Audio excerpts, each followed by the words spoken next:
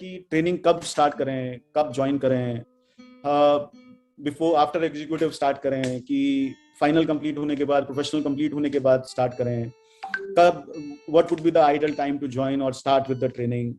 तो यहाँ पे मैं आपको एक चीज बस सजेस्ट करूंगा कि ट्रेनिंग बहुत ही ना पर्सनल सॉर्ट ऑफ थिंग हो जाती है। हर किसी का अपना अपना एक अलग थॉट प्रोसेस है, अपना एक अलग अलग कॉन्सेप्ट है।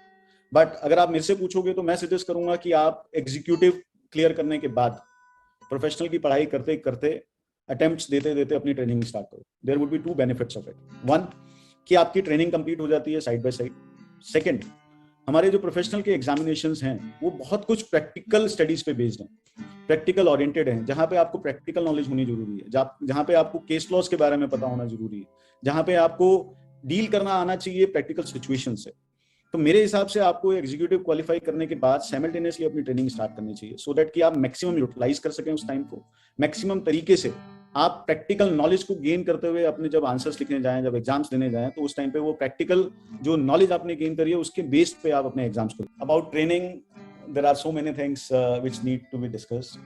और आप लोगों को सबको लगता होगा ट्रेनिंग एक क्यों डाला हुआ है इंस्टीट्यूट में, ट्रेनिंग को हटा क्यों नहीं देते, या पहले अच्छा था, पहले ये लोग 12 महीने में करके चले जाते थे, हमारे टाइम पे 21 महीने क्यों, हमारे टाइम पे 24 महीने क्यों। Those things are also there in the domain, but let me tell you friends, when you are young work to learn not to earn. This is the mantra for success, let me tell you. जब आप इस stage पे हैं जहां पे आपको सीखना है, जहां पे आपको समझना है, जहां पे आपको प्रैक्टिकल नॉलेज गेन करनी है, वहां पे पैसों की अहमियत नहीं रह जाती, वहां पे आपकी सैलरी की, आपकी स्टाइपेंड की अहमियत नहीं रह जाती। Choose your employer very wisely.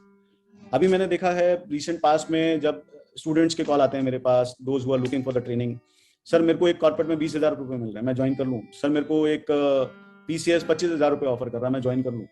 And I always ask one question, आप ज्वाइन करो, कहीं कोई दिक्कत नहीं है, लेकिन आपने क्या स्कोप ऑफ वर्क चेक किया, आपने प्रोफाइल चेक किया, आपको किस फील्ड में वो लोग रखने वाले हैं, क्या आपने वो चेक किया। तो माई हम्बल रिक्वेस्ट, आप जब भी कभी ट्रेनिंग के लिए जा रहे हैं तो आप प्लीज आप चेक कीजिए कि आपको किस तरह का प्रोफाइल मिलने वाला है, किस तरह का स्कोप ऑफ वर्क वो लोग देने वाले हैं, जिस कंपनी में भी आप ज्वाइन करने वाले हैं, जिस पीसीएस को भी आप ज्वाइन करने वाले हैं। और एक चीज हमेशा ध्यान में रखिए कि जब आप फ्रेशर हैं, जब आप यंगस्टर हैं, तो आप सिर्फ लर्निंग के लिए जाएं। Earning will follow, earning will continue for ages, हमेशा रहेगी आपके साथ, पूरे लाइफ टाइम कमाना है। बट ये जो इनिशियल फेज है, इनिशियल 3, 4, 5 साल हैं आपकी लाइफ के, वो आपको स्पेंड करने हैं लर्निंग के लिए। तो वहां पे सिर्फ लर्निंग के बारे में सोच सकें।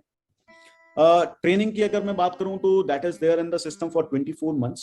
Out of 24 months, 21 months is the long term training, वो कंपलसरी है सबके लिए 21 मंथ्स की। और 3 मंथ्स जो है वो शॉर्ट टर्म है, हमारे जो वेरियस आप देखते होंगे, ओडीओपी करना है, ईडीपी करना है, एडीपी करना है, सीएलडीपी करना है। तो ये सब मिला के आपका 3 महीने का कैरिकुलम बनता है, और टोटल मिला के 24 महीने का आपकी ट्रेनिंग स्ट्रक्चर है जो हमारे कैरिकुलम का पार्ट है। 21 महीने मैंने आपको बताया कब स्टार्ट करना है, कैसे स्टार्ट करना है। तो ये that is absolutely your choice. But आप सिर्फ एक चीज चेक करो कि आपको लर्निंग कहाँ पे ज्यादा मिलेगी, कहाँ पे आप प्रैक्टिकल नॉलेज ज्यादा गेन कर सकते हो। किसी के पास भी करो, कॉर्पोरेट में करो, पीसीएस के पास करो, किसी रेगुलेटर के पास करो, it's all up to you.